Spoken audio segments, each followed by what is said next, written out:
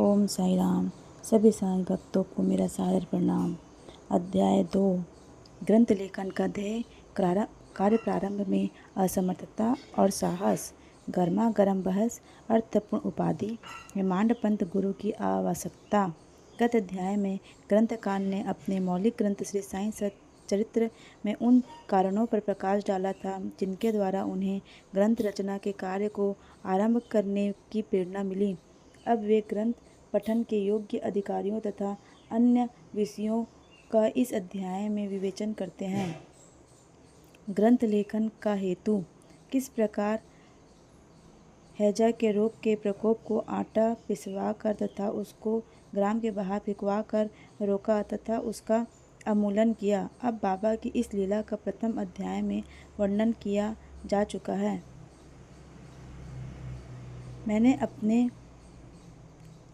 मैंने और भी लीलाएं सुनी जिनसे मेरे हृदय को अति आनंद हुआ और यही आनंद का स्रोत काव्य रूप में प्रकट हुआ।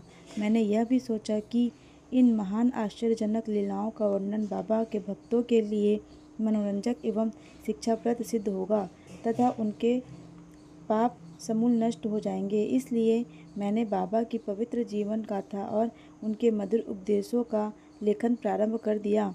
श्री साईं की जीवनी न तो उलझनपूर्ण है और न संकीर्ण है, वरन सत्य और अध्यात्म मार्ग का वास्तविक दर्शन कराती है।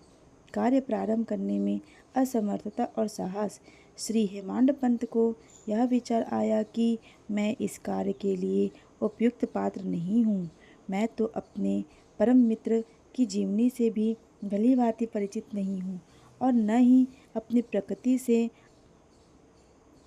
तब फिर मुझ सरीखा मूढ़मती भला एक महान संत पुरुष की जीवनी लिखने का दुस्साहस कैसे कर सकता है।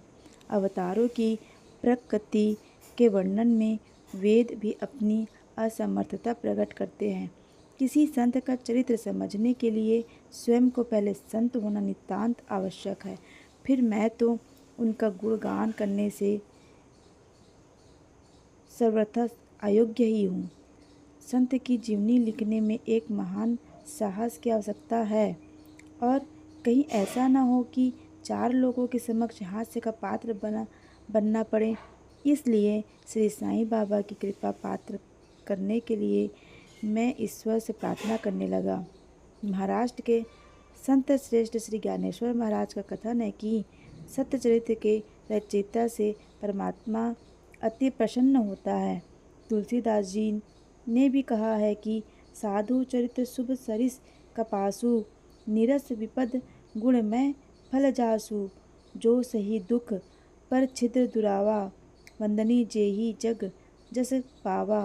भक्तों को भी संतों की सेवा करने की इच्छा बनी रहती है। संतों की कार्य पूर्ण करा लेने की प्रणाली भी विचित्र ही है। यथार्थ प्रेरणा तो संत ही किया करते हैं, भक्त तो निमित्त मात्र या कहिए कि कार्यपूर्ति के लिए एक यंत्र मात्र है।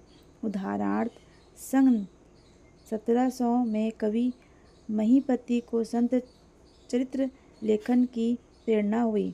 ईश्वर ने संतों में अंतः प्रेरणा पैदा की और कार्य पूर्ण हो गया। इसी प्रकार सन 1800 में श्री दास गणु की सेवा स्वीकार हुई। महीपति ने 4 काव्य रचे, भक्त विजय, संत विजय, भक्त लीला अमृत और संत लीला अमृत, और दासगणु ने केवल 2 भक्ति लीला अमृत और संत कथा अमृत, जिसमें आधुनिक संतों के चरित्रों का वर्णन है। भक्ति लीला अमृत के अध्याय 31, 32 और 33 तथा संत कथा अमृत के 97वें अध्याय में श्री साईं बाबा की मधुर जीवनी तथा अमूल्य उपदेशों का वर्णन सुंदर एवं रोचक ढंग से किया गया है। इनका उद्धरण श्री साईं लीला पत्रिका के अंक 11, 12 और 17 में दिया गया है। पाठकों से इनके पठन का अनुरोध है। इस प्रकार श्री साईं की अद्भुत लीलाओं का वर्णन एक बहुत सुंदर छोटी सी पुस्तिका श्री साईनाथ भजनमाला में किया गया है। इसकी रचना बांद्रा की श्रीमती सावित्रीबाई रघुनाथ तेंदुलकर ने की है। श्री दास गढ़ू महाराज जी ने भी श्री साईं बाबा पर कई मधुर कविताओं की रचना की है। एक और भक्त अमीदास भवानी मेहता ने भी बाबा की कुछ कथाओं को गुजराती में प्रकाशित किया है। साईं प्रभा नामक पत्रिका में भी कुछ लीलाएं शिरडी के दक्षिणा भिक्षा संस्थान द्वारा प्रकाशित की गई है। अब प्रश्न यह उठता है कि जब श्री साईं बाबा महाराज के जीवन पर प्रकाश डालने वाला इतना साहित्य उपलब्ध है, फिर और एक ग्रंथ साहित्य चरित्र रचने की आवश्यकता ही कहाँ पैदा होती है। इसका उत्तर केवल यही है कि श्री साईं बाबा की जीवनी सागर के दृश्य अघात विस्तृत और अथाह है।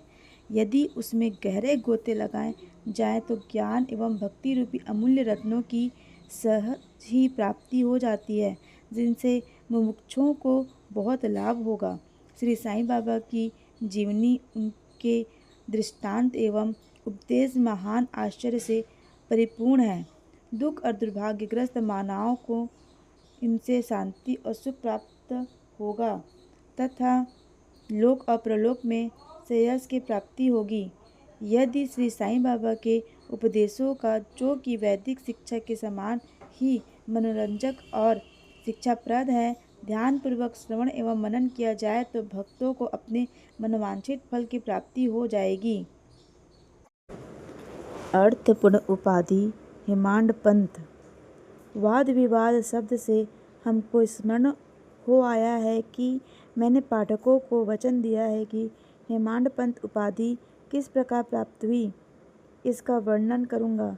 अब मैं उसका वर्णन करता हूँ। श्री काका साहेब दीक्षित व नाना साहेब चंद्रोकर मेरे अति घनिष्ठ मित्रों में से थे। उन्होंने मुझसे शिरडी आकर श्री साईं बाबा के दर्शनों का लाभ उठाने का अनुरोध किया। मैंने उन्हें वचन दिया, परंतु कुछ बाधा आ जाने के कारण मेरी शिरडी यात्रा स्थगित हो गई। मेरे एक घनिष्ठ मित्र का पुत्र लोनावला में रोगग्रस्त हो गया था। उन्होंने सभी संभव आदि भौतिक और आध्यात्मिक उपचार किए, परंतु सभी प्रयत्न निष्फल हुए और ज्वर किसी प्रकार भी कम न हुआ। अंत में उन्होंने अपने गुरुदेव को उसके सिरहाने बिठलवाया, परंतु परिणाम पूर्वतः ही हुआ। यह घटना देखकर मुझे विचार आया कि जब गुरु एक बालक के प्राणों की भी रक्षा करने में असमर्थ हैं, तब उनकी उपयोगिता ही क्या है, और जब उनमें कोई सामर्थ्य ही नहीं, तब फिर शिरडी जाने से क्या प्रयोजन। ऐसा सोचकर मैंने यात्रा स्थगित कर दी। परंतु जो होना है वह तो होकर ही रहेगा, और वह इस प्रकार हुआ। प्रत्याधिकारी नाना साहेब चंद्रोकर बसई के दौरे पर जा रहे थे। वे थाना से दादर पहुँचे तथा बसई जाने वाली गाड़ी की प्रतीक्षा कर रहे थे। उसी समय बांद्रा लोकल आ पहुँची, जिसमें बैठकर वे बांद्रा पहुँचे तथा शिरडी यात्रा स्थगित करने के लिए मुझे आड़े हाथों लिया। नाना साहेब का तर्क मुझे उचित तथा सुखदायी प्रतीत हुआ और इसके फलस्वरूप मैंने उसी रात्रि शिरडी जाने का निश्चय किया और सामान बांधकर शिरडी को प्रस्थान कर दिया। मैंने सीधे दादर जाकर वहां से मनमाड़ की गाड़ी पकड़ने का कार्यक्रम बनाया। इस निश्चय के अनुसार मैंने दादर जाने वाली गाड़ी के डिब्बे में प्रवेश किया। गाड़ी छूटने ही वाली थी कि इतने में एक यवन मेरे डब्बे में आया और मेरा सामान देखकर मुझसे मेरा गंतव्य स्थान पूछने लगा। मैंने अपना कार्यक्रम उसे बतला दिया। उसने मुझे कहा कि मनमाड़ की गाड़ी दादर पर खड़ी नहीं होती, इसलिए सीधे बोरी बंदर से होकर जाओ। यदि यह एक साधारण सी घटना घटित ना हुई होती तो मैं अपने कार्यक्रम के अनुसार दूसरे दिन शिरडी ना पहुंच सकने के कारण अनेक प्रकार की शंका कुशंकाओं से घिर जाता, परंतु ऐसा घटना ना था। भाग्य ने साथ दिया और दूसरे दिन 9:10 के पूर्व ही मैं शिरडी पहुंच गया। यह सन 1910 की बात है, जब प्रवासी भक्तों के ठहरने के लिए साठेवाड़ा की एकमात्र स्थान था। टांगे से उतरने पर मैं साईं बाबा के दर्शन के लिए बड़ा ललायित था। उसी समय भक्त प्रवर श्री तात्या साहेब नुलकर मस्जिद से लौटे। उन्होंने बतलाया कि इस समय से साईं बाबा मस्जिद के मोड़ पर ही है, अभी केवल उनका प्रारंभिक दर्शन ही कर लो और फिर स्नान आदि से निवृत्त होने के पश्चात सुविधा से भेंट करने जाना। यह सुनते ही मैं दौड़कर गया और बाबा के चरण वंदना की। मेरी प्रसन्नता का पारावार न रहा। मुझे क्या नहीं मिल गया था। मेरा शरीर प्रफुल्लित सा हो गया। सुधा और तृषा की सुधि आती रही। जिस क्षण से उनके भव विनाशक चरणों का स्पर्श प्राप्त हुआ, मेरे जीवन में एक नूतन आनंद प्रवाह बहने लगा। मैं उनका संदेह के लिए ऋणी हो गया। उनका यह उपकार मैं कभी न भूल सका।